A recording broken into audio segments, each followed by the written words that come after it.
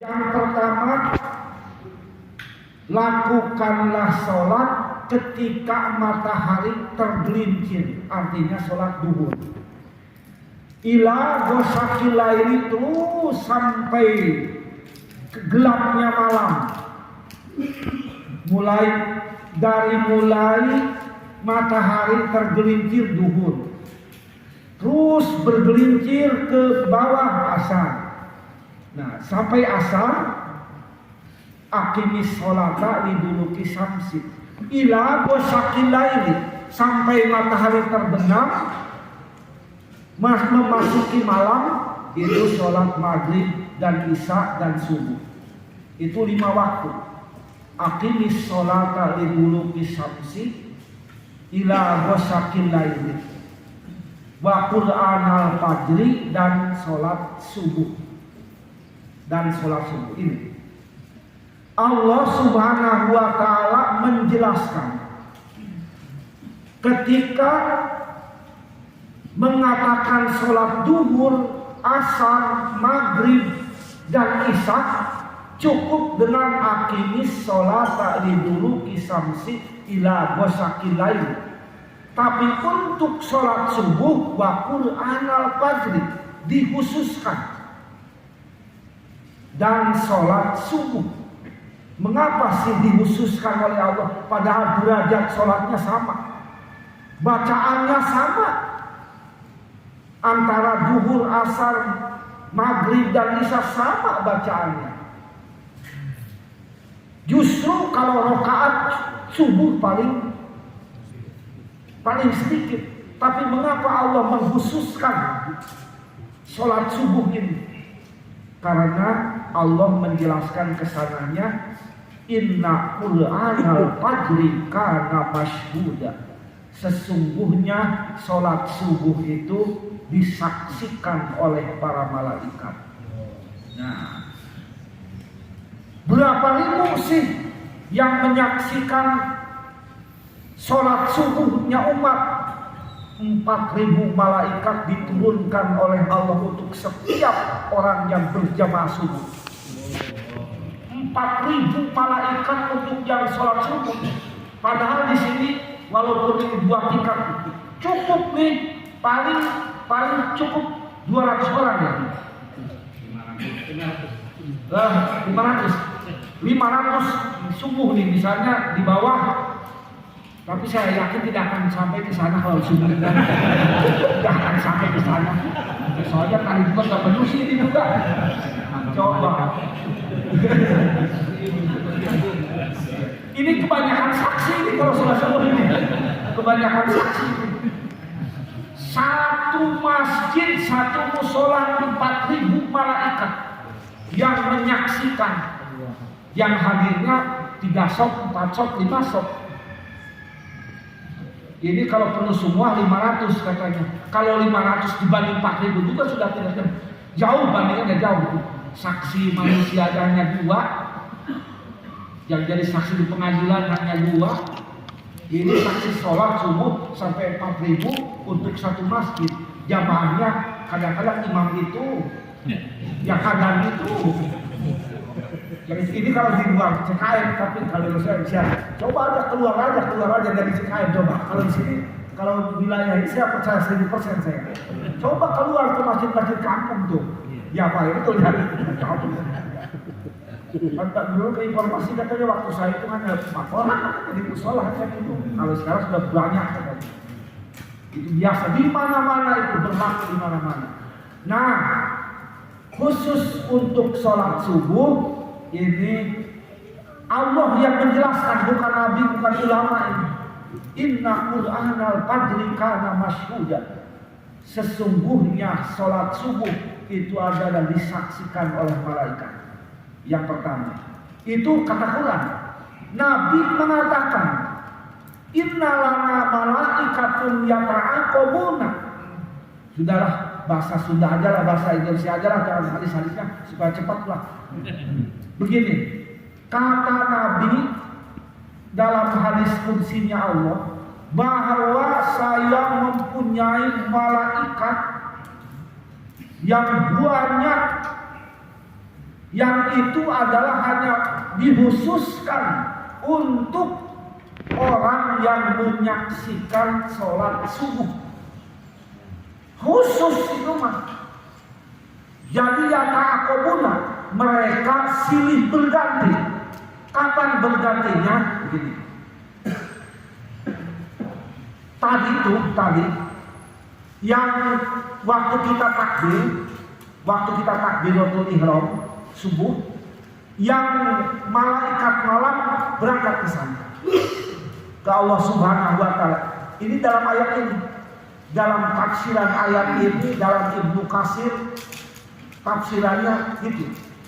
Jadi yang tadi malaikat menyaksikan sholat subuh, yang tugaskan di waktu malam, berangkat ke Allah Subhanahu wa taala. Waktu kita takbir, berangkat ke Allah Subhanahu wa taala, mereka melaporkan, dan dengan segala ilmunya Allah yang Maha Tahu, tetap syariat dijalankan. Allah bertanya, wahai malaikatku, sudah selesai kamu tugas untuk menyaksikan jamaah Masjid At-Taqwa?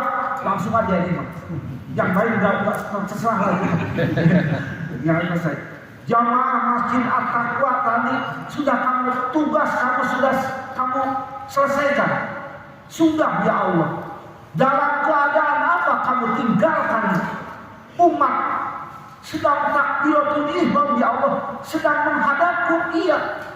Sudah, aku sekarang semua yang sholat di Masjid At-Taqwa, maksudnya sebagai semua masjid pokoknya, karena ini takut saya tidak di itu apa aja. Nah, bagaimana dalam keadaan sholat? Semua yang sholat di masjid mana saja yang kamu saksikan, aku sudah mengampuni semua dosanya. Itulah, diampuni dosa, berzina, minum minuman keras, apa saja yang namanya dosa ketika sholat subuh, semua diampuni. Ini bukan ini, Allah ini. Kenapa? Sholat subuh itu suatu taufik dan hidayah dari Allah yang paling besar. Terus berangkatlah, setelah sampai di sana, di langit melapor kepada Allah. Ini yang datang, yang turun tadi malaikat siang. Malaikat siang turun pas sebelum adzan subuh. Jadi begini, tadi yang subuh berangkat, yang akan menyaksikan di waktu siang itu jadi hampir bareng. Jadi datangnya itu begitu adzan subuh, yang malaikat penjaga malam ke sana, malaikat penjaga siang turun. Jadi gantian menjaga subuh. Yang sana nanti. Nah, jadi begini. Nanti turun lagi malaikat yang penjaga malam, datangnya waktu adzan asar. Datang yang penjaga malam tadi berangkat lagi ke atas ketika makmum atau umat sedang takbiratul ihram. Jadi begini, yang penjaga siang datang dalam keadaan sholat takbiratul ihram, yang penjaga malam meninggalkan dalam keadaan sholat. Jadi dua saksi ini menyaksikan kedua-duanya. Makanya, berarti malaikatku, waktu kamu datang adzan dia sedang takbiratul ihram. Iya ya Allah. Waktu kamu berangkat ke atas dia sedang sholat. Iya ya Allah. Semuanya baik yang malam atau yang siang, kedua-duanya menyaksikan sholatnya umat yang sedang melaksanakan sholat asar dan subuh. Itu. Terus karena ini suatu kehebatan subuh, maka dalam semua kitab-kitab yang saya ketahui, khusus untuk sholat subuh, bahkan Ibnu Taimiyah, seorang pemikir modern yang acuannya, akidahnya dipakai oleh orang-orang Wahabi, orang-orang Saudi Arabia, itu membaca Fatihah habis sholat subuh sampai waktu duha, sampai waktu Fatihah berulang-ulang, karena tahu persis betapa kehebatan subuh ini. Maka semua doa dicurahkan ketika habis subuh. Bahkan ada, kalau bagi saya yang selalu pengagum ijazah, dan memang ada dalam kitab, semua kitab ini ada, man qara'a bi alam wa alam lam yuksib alamun. Barang siapa sholat fajar atau qobliyah subuh sehabis Fatihah membaca alam alam nasr, yang rakaat pertama, rakaat kedua alam taro, maka lam yusibhum alamun, maka dia tidak akan terkena bencana apapun, bencana kemiskinan, bencana sakit, bencana kekurangan, bencana yang akan menggoreskan luka dalam hati, tidak akan dapat. Istiqomah qobliyah subuh, baca alam nasr dan alam tarot, istiqomah sampai akhir hayat, lam yusibhum alam. Buktikan kalau tidak percaya. Ketika krisis menerpa, orang yang qobliyah subuh membaca ini tidak akan terkena krisis ekonomi, krisis apapun yang terjadi kepada dunia, orang yang qobliyah subuh membaca ini tidak akan kena bencana. Karena itu hadis Nabi, man qara'a bi alam wa alam lam yusibhum alam. Khusus subuh. Ini baru subuh aja. Apalagi nanti dengan berbagai kita doa-doa, baik doa pagi dan siang. Kalau memang tidak memakai doa al-masyhur an-nabawiyah, terserah doa yang kita miliki dari guru-guru kita, dari ustaz-ustaz kita. Habis subuh baca semua, karena memang suatu kekhususan oleh Allah Subhanahu wa Ta'ala bagi orang yang melaksanakan sholat subuh berjamaah. Nah, itu biasanya sampai jam berapa nih? 7. Takut kelamaan. Saya kalau sudah berbicara tentang masalah sholat subuh berjamaah, saya akan lupa waktu saya. Soalnya Masya Allah, kehebatan subuh berjamaah itu Allah mengkhususkan ayatnya sendiri. Ini baru 3 atau baru 5 waktu yang saya anjurkan, di mana-mana 7 waktu. Tapi dalam ayat ini seterusnya 6 waktu yang saya sebarluaskan ketika umat Islam mengamalkan 7 waktu istiqomah. Niscaya lau anna ahlal qura amanu wattaqau la fatahna alaihim barakatin minas sama'i wal ardh. Seandainya umat ini, manusia penghuni bumi ini, iman dan bertakwa, niscaya aku buka keberkahan dari langit dan bumi. Baru saja sekarang tidak semua umat Islam mengamalkan, Allah sudah banyak membuka keberkahan. Karena melihat ini orang-orang ini, Allah memandang orang-orang ini, biar yang kebluk-kebluk itu ya kebagian kesilangan berkah yang diterima sama kita. Itu saja belum semua. Kalau semua, Masya Allah. Itu tentang sholat yang 7 waktu. Di sini 6 waktu. Mana dikatakan 6 waktunya? Setelah inna Qur'anal fajri kana masyhuda, ini menjelaskan sholat di siang dan di malam hari. Ada jeda sebelum waktu fajar, ada malam. Wa minal laili fatahajjad bihi nafilatan lak asa ayyam asa kama qoma mahmuda.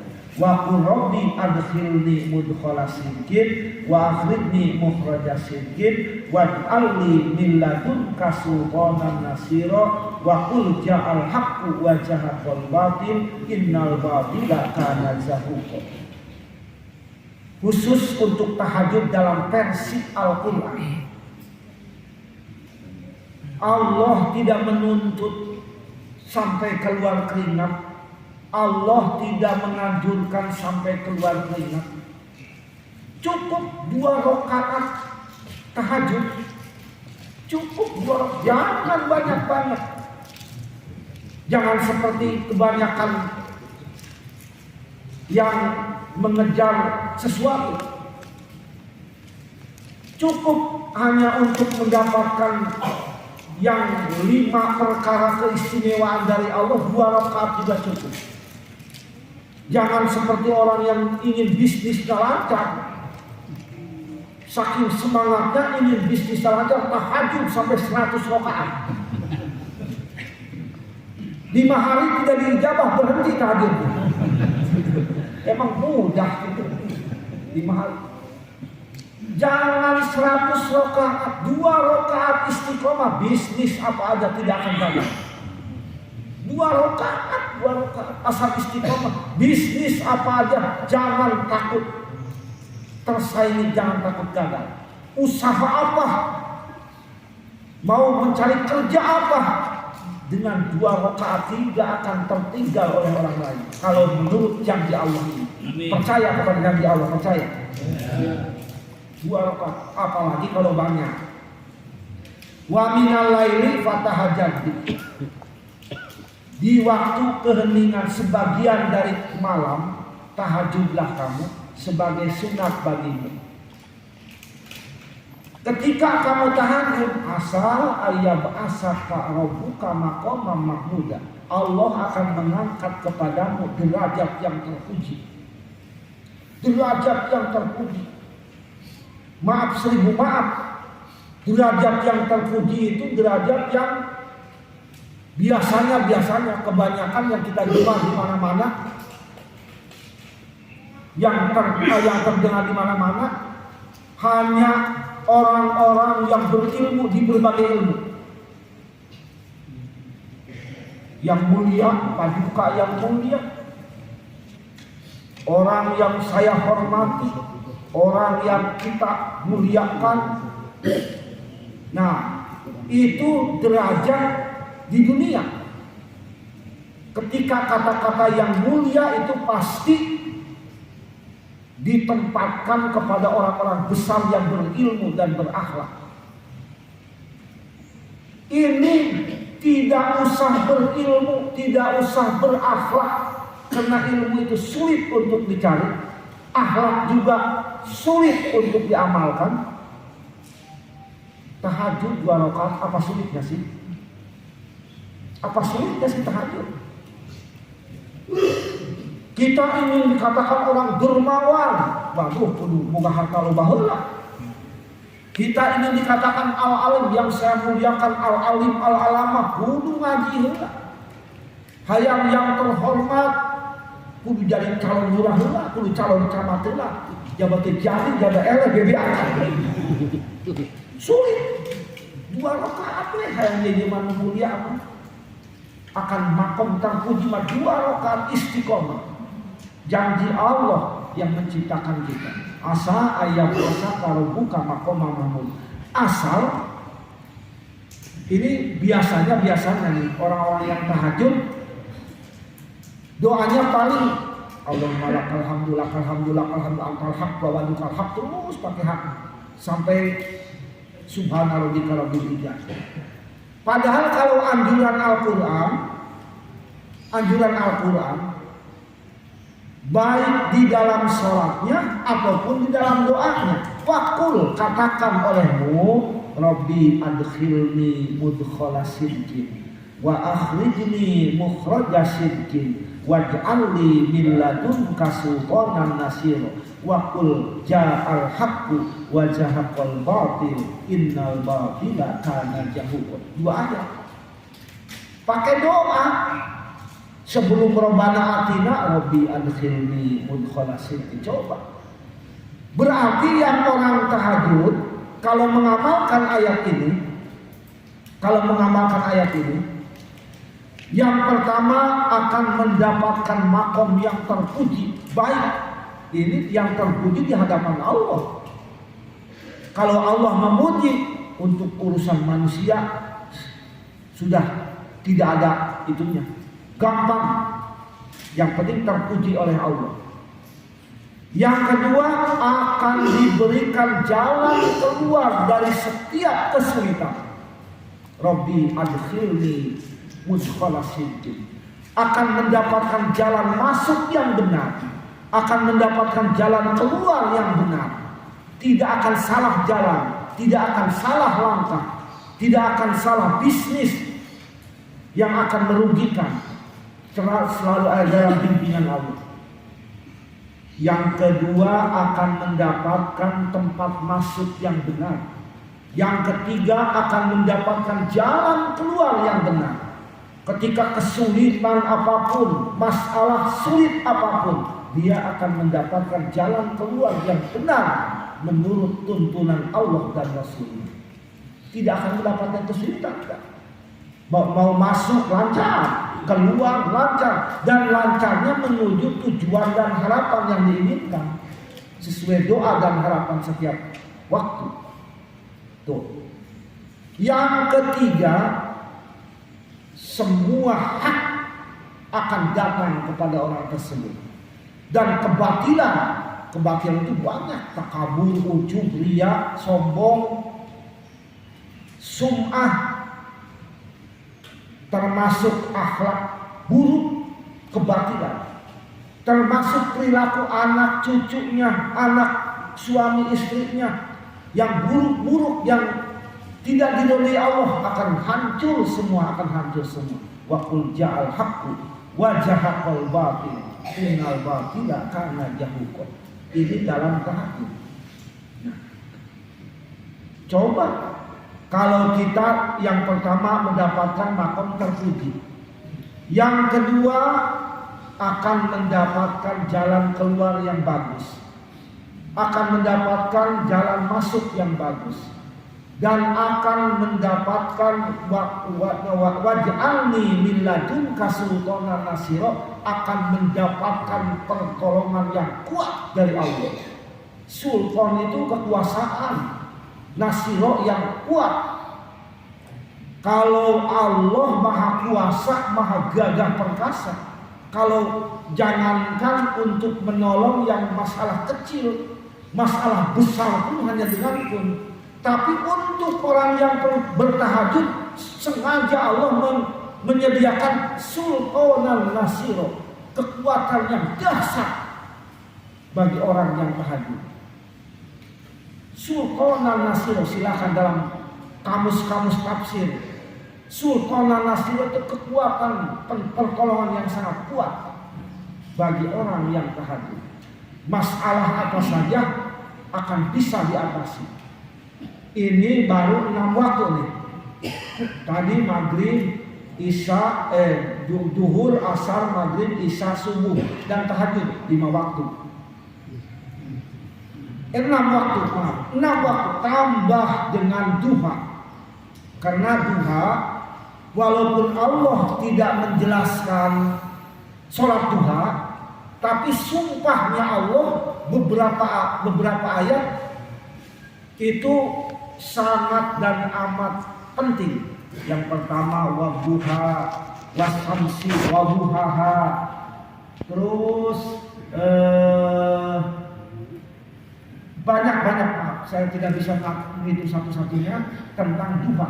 Allah sumpah dalam waktu duha. Apa sih Allah bersumpah dalam waktu duha, Nabi yang menjelaskan. Inna fil jannati baban yuqalu lahu duha fa idza kana yaumul qiyamati nada munadin ayna ladina yudawimuna duha hada abwabukum fadkhulu masikum. Di surga ini nanti ada suatu istana yang megah, dan dalam istana ada pintu, dan pintu itu tertera babu duha, ini pintu Tuhan. Maka di hari kiamat di surga nanti ada yang mengumumkan, wahai para penghuni surga, siapa di antara kalian yang melaksanakan dalam sholat duha, udkhulu abwabakum, silahkan kamu masuki pintumu ini. Oh, si berebet dah, si berebet. Orang merasa sholat duha tapi nah, yang merasa sholat duha, waduh, sudah tidak pakai tiket lagi masuk khusus bagi sholat duha. Itu di surga. Kalau di dunia itu suatu proposal perusahaan keluarga itu kepada Allah. Kita setiap malam mengajukan proposal kepada Allah dengan Allahumma inna duha kata sampai Allahumma in kana rizqi fis samai fa'amtir wa in kana fil ardi fa'akhrij wa in kana muksiran ayasir wa in kana halaman fa'qahir. Ada yang sampai ditambah lagi wa in kana kasiran fa'kasirhu, apabila sedikit ya Allah banyakkan ya Allah. Ditambah itu maksa benar kepada Allah. Maksa benar kepada Allah. Makanya 7 waktu atas itu saya katakan tadi, seandainya saja umat jangan umatlah kita terlalu memikirkan umat seperti Nabi aja kita memikirkan umat, memikirkan kaum seperti Ustaz aja kita memikirkan kaum, kita pikirkan keluarga kita aja. Perkeluarga mengamalkan 7 waktu. Di saya datang ke sini pakai jubah yang sutra semua di sini. Belinya pulang umroh belinya. Itu belinya pulang umroh. Dan itu sudah umroh yang ke-50 kali. Berarti saking subuhnya. Ya soalnya la fatahna alaihim barakatin minas sama. Kurang apa sih? Kita semua yakin kan? Siapa sih yang tidak yakin bahwa ketika Al-Quran mengatakan wa idza sa'alaka ibadi anni fa inni qarib ujibu da'wata da'i idza da'ani falyastajibu li wa yu'minu bi wa la'allahum yarshudun. Ud'uni astajib lakum. Ud'u rabbakum wa antum tuqinuna bil ijabah. Semua Allah menantang ijabah asal kamu mau. Dan kita percaya Allah mengijabah. Kapan sih doa itu dimakbul, diijabah? Istiqomah. Istiqomah. Dan istiqomah itu lama. Coba lihat. Ketika Nabi Nuh alaihi salam berdoa kepada Allah ketika mendapatkan hinaan dari kaumnya, Robbi la tadarni alal kafirina dayyara. Dalam Al-Quran Allah menceritakan doanya Nabi Nuh kepada Allah, permintaan Nabi Nuh pada Allah dalam Al-Quran. Ya Allah, umat ini semua sudah keluar dari ajaranmu, sudah ingkar dari perintahmu ya Allah, sudah semua yang ingkar ya Allah habiskan di muka bumi ini, jangan sampai disisakan lagi. Fastaqima wala tattabi'ani sabilal ladzina la yu'minun. Setelah kamu berdoa, istiqomahlah kamu. Istiqomah berdoa. Berapa istiqomahnya? 40 tahun. Kakarakter, wah, kurang hujan gede. 40 tahun, maka tiba kalau seminggu saya dijawab banget. Makanya kalau amalan kita tujuannya misalnya membaca surat tahajud adalah yang disepakati oleh semua agama, semua organisasi maksud saya. Semua orang aliran Islam, organisasi Islam yang sepakat tahajud aja. Kalau tujuan tahajud hanya ingin mendapatkan kebahagiaan duniawi, misalnya kita kan tahajud kan di waktu malam katanya Allah yang juru minas sama, Allah turun dari langit. Terus Allah berpidato, barang siapa yang meminta ampunan, aku akan ampuni dosa-dosanya. Barang siapa yang meminta pertolongan, akan aku tolong urusannya. Barang siapa yang meminta untuk ditambah rezeki apapun hasil maksudnya, aku akan kabulkan semua permintaannya. Dia melaksanakan. Nah, ini saya sedang buka warung nih. Terus kata tadi Pak Ustadz dengarkan dalam hadis sahih dalam Al-Quran, tengah malam itu doa termakbul, terkabulkan. Saya akan tahajud. Tujuannya barangkali setelah malam tahajud besok baru laris manis. Kalau tujuannya seperti itu, ada dua kemungkinan. Kalau tujuan seperti itu ada dua kemungkinan. Kalau doanya tidak diijabah sampai bermalam-malam, sampai 1 bulan, sampai 40 hari, sholat tahajud warungnya tetap melempem, malah habis modal-modalnya, berhenti tahajudnya. Wah, tahajud aja kesian, berhenti tahajud. Kalau memang nanti malamnya tahajud, siangnya terus lancar, laris-laris dari satu ruko sampai membeli lagi ruko yang lain, terus lancar, juga akan berhenti. Sebab diijabah geus doa.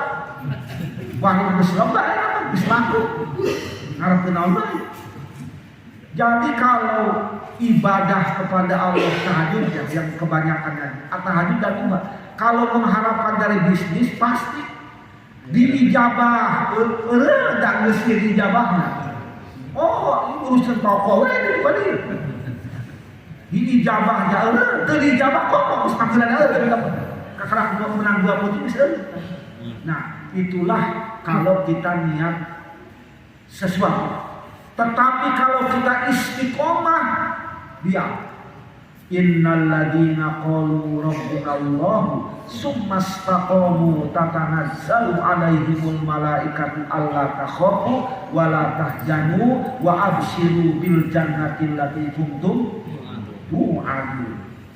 Orang yang istiqomahnya turun malaikat turun. Entah di malam keberapa, bisa di malam pertama, bisa di malam terakhir, kapan aja turun, bisa setiap malam. Tatanazzalu alaihimul malaikat. Apa? Malaikat memberi kabar gembiranya, Allah takhafu, kamu tidak akan takut kemiskinan, kamu tidak akan takut kekurangan, kamu tidak akan takut semua yang ditakuti oleh kebanyakan manusia. Wala tahzanu, dan kamu tidak akan merasakan sedih, bingung, tidak. Wa abshiru, bahagialah kamu bil jannati allati kuntum tu'adun, dengan surga yang akan dijanjikan untuk kamu atas istiqomah kamu. Surga akan diberikan, kok tidak inopam apa jero kecil itu. Benar? Surga yang mahal itu, yang mahal dahsyat itu plek-plek. Tetapi ini maaf, seribu maaf, kalau ini masih ada kekurangan rezeki, kekurangan harta di PHK misalnya, lihat karena tahajud masalah.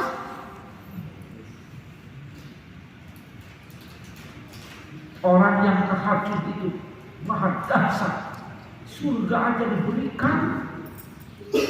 Kepluk mentah masalah, kepluk. Lihat semua ayat-ayat Al-Quran tidak ada yang menyuruh meminta. Semua harus memberi dan memberi. Wa amtiku fi sabilillah, amtiku mimma razaqnahum wa mimma razaqnahum yunfiqun. Wala yaqali wala yaqali minkum ayatu Orang-orang yang diberi ke lapangan rezeki jangan sampai tidak mengeluarkan rezeki terus. Harus semuanya Al-Quran dari ayat 1 sampai katanya 6.666 ayat, semua menyuruh untuk memberi dan mengecam, meminta-minta. Wala yas'aluna nasa ilhafa, mengecam. Berarti kalau Allah menyuruh memberi dan memberi, semua pengamal Al-Quran harus bisa mengamalkan itu.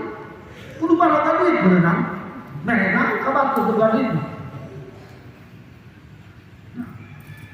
Mengapa kita tidak sampai ke sini? Gali makna, gali isi Al-Quran sedalam-dalamnya, amalkan sedalam-dalamnya. Dari mulai yang tersirat dan yang tersurat yang ada di dalam Al-Quran, satu huruf aja satu huruf itu dalam Al-Quran ada makna dan ada arti tertentu. Satu huruf, jangankan satu kalimat, satu huruf. Mengapa? Qaf itu kan satu huruf, satu ayat kan. Kalau saja satu huruf tidak ada arti dan tidak ada faedahnya, tidak mungkin Allah menurunkan Al-Quran dalam bentuk Qaf dalam satu surat ini. Pasti ada rahasia besar. Hanya kita yang tidak tahu. Warasihuna fil ilmi yaquluna, orang-orang yang betul-betul tabahur dalam ilmu juga mengatakan semuanya saya serahkan kepada Allah. Dalam ayat mustabihat saya tidak akan mentafsirkan. Allah yang Maha tahu. Coba kalau kita tidak yakin dan tidak percaya bahwa satu huruf ini ada keunggulan, ada keistimewaan, ada kemajiahannya, tidak mungkin Al-Quran yang sangat penting diturunkan ke dunia ini harus ada Qaf satu huruf Allah turunkan. Ada apa di balik ini? Semua tidak tahu. Ahli tafsir mengatakan wallahu a'lam bimuradihi bidzalik. Semua ahli tafsir wallahu a'lam bidzalik. Nah, itu nun wal qalami wa ma yasturun. Satu huruf. Saya yakin semua para kiai, para ustaz yang ahli di bidang ilmu tafsir, coba tanya Pak Ustaz, tanya aja kepada Pak Ustaz Hadi Hidayat yang ahli dalam Quran. Pak Ustaz Hadi Hidayat, saya nama ini bertanya kepada Bapak, apa arti nun dalam Al-Quran Pak Ustaz? Walaupun dia menjelaskan dengan jelas ayat-ayat yang lain, ketika nun wallahu a'lam bimuradihi bidzalik, pasti begitu. Tapi mengapa Allah menurunkan nun dalam, pasti ada di balik rahasia Allah yang maha besar yang sengaja disembunyikan bagi orang-orang yang belum mempelajari, tapi Allah menjelaskan kepada sebagian orang yang dirahasiakan dipelajarinya juga. Nah, kalau saya bicara tentang kehebatan Al-Quran, mungkin sampai seumur hidup tidak akan habis. Apalagi ngaji kayak hanya sebulan sekali gitu. 1 jam lagi habis subuh lagi, mau pergi kerja lagi. Tidak akan habis. Jam berapa ini? Jam 6. Biasanya jam 6 pasnya. Ya, sudahlah sekian aja lah. Nanti masih banyak waktu insya Allah. Tahajud masih banyak. Harus saya buktikan dengan jelas, dengan nyata, dengan apapun. Saya akan buktikan dengan kehebatan tahajud. Dan yang penting yang 7 waktu ini yang penting harus satu paket. Jangan sampai katanya tahajud hebat, saya mau tahajudnya doang jangan. Bagi yang mendengar, yang melihat, yang luar nih, yang itu, yang mendengarkan saya wah tahajud hebat, tahajudnya doang nih. Itu saja itu kayak itu. Tidak seperti itu, tapi insya Allah bukan ke situ maksud saya. Yang penting insya Allah di waktu yang lain kita akan sambung semua, kita panjang mudah mendapatkan hidayah dari Allah. Sekian saja, wassalamualaikum warahmatullahi wabarakatuh.